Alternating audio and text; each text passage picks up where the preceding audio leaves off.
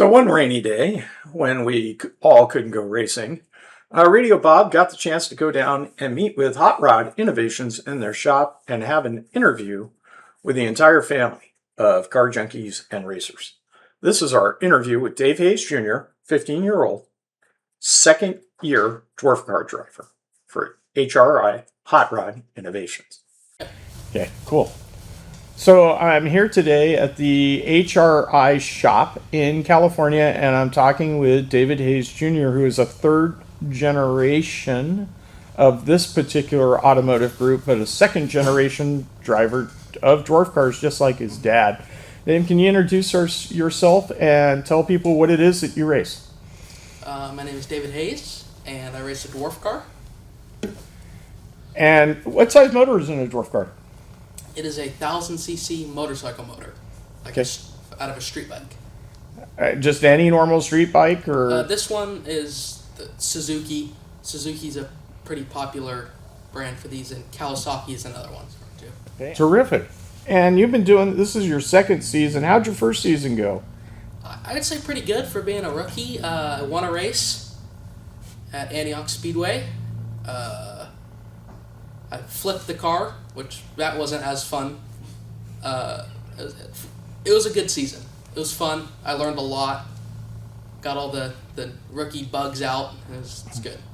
And how have you applied what you learned last year to your off season and applying it to now your second year? You're no longer a rookie. Yeah. I just I learned so much where now I'm kind of broken in and I understand what's happening, and I can focus on more specific things while I'm driving, like just trying to do certain things that I wasn't last year that would make me faster. Cool. Very cool. All right, let's tune the technological universe out of all of. Rookie of the Year and second in championship points. He didn't mention the second in championship points. Oh, yeah, we did. He did mention the Rookie of the Year. Yeah. Okay, so tell me about the championship points. How'd you do with that? It was interesting. I lost by 6 points from the championship. I finished second, which was a bummer, but that's about all I got. How many people in the field? 12-ish. 12 people. Yeah. Oh, not bad. No. I mean, you weren't dead last, right? No. I mean, do you ever see that guy? How do you think he feels? Probably not the best either. Probably not as good, huh? All right. So let's go back to taking the technological and the equipment and all the stuff away from that and talk about mental advantages that you might have received while racing. Have you found that racing has given you any more clarity, focus, or mental attributes that you could apply in other areas? And if so, what would those might be? A lot some of mechanical stuff, being able to figure problem solving, I should say, seeing a problem that needs to get fixed and figuring out how to fix it. It's one thing that this has helped me a lot. Have you gained bravado? Do you know what bravado is? No. Okay, I want you to take your shoulders, go like this. Yeah. Right. Bravado. Oh. I'm ready. I'm prepared. Yeah, a little bit. Yeah. You got a little bit of that? Yeah. What about confidence? How's your confidence? Better, I would say, especially after my rookie year. It's a little bit better. Like, I know I've won a race. I know I can do it, which that's a lot. Am I the first person to interview you? Yes. You're kidding me. Mm-hmm. Why aren't you talking to more people? Well, I just haven't had the opportunity. You're supposed to talk to everybody. Every little kid that comes to your car and wonders, can I do that? You're going to talk to them, right? But everybody with a camera, everybody with media, you got to say hi. You know why? Most of you don't. It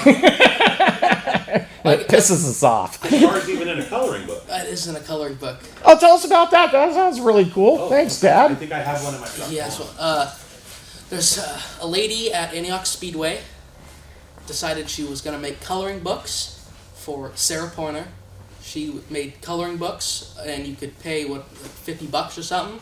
She'd put your car in the coloring book, and it's a pretty thick book of pages like of different race cars, and you buy them at the Antioch Speedway, and take them home, color them. It's super cool, and you can walk around in the pits and have them signed. It's super cool. Where was this when I was a kid? I know. Yeah, it's super cool. All right, so how long have you been driving dwarf cars? For 2 years, this is my second season. It's the second season. How many races per season? It fluctuates. I think last year was like 15. Okay. This year will probably be that. And I noticed that you have some sponsors on your car. Can you tell us who sponsors you and what they do for you? So Byington Steel Treating gave us a couple $100. They do steel treating. Radio Bob USA, which is the man himself right here. Hot Rod Innovations, my dad's company, which is what we do other than racing. Gibson Manufacturing, they sponsored all the sheet metal, raw sheet metal on this car that we turned into this body. M&L Precision Machining pays our tire bill, so we don't have to pay for tires. Fast Life Motorsports on the hood, they wired this, or he wired this whole car for us. Van Buren Farms and Allegro Consulting, which is on the trunk, they are my grandparents, and they helped us out get this car on the track. Let's see, Shavs Family Racing gave us a couple $100. Mark Shavs. Let's see what else. I think that's about it. Santa Clara Powder Coat, who powder coated this car, they do incredible powder coating. I think that's about it. And Process Stainless. That was my other grandpa's company who helped my dad race, and it's cool to have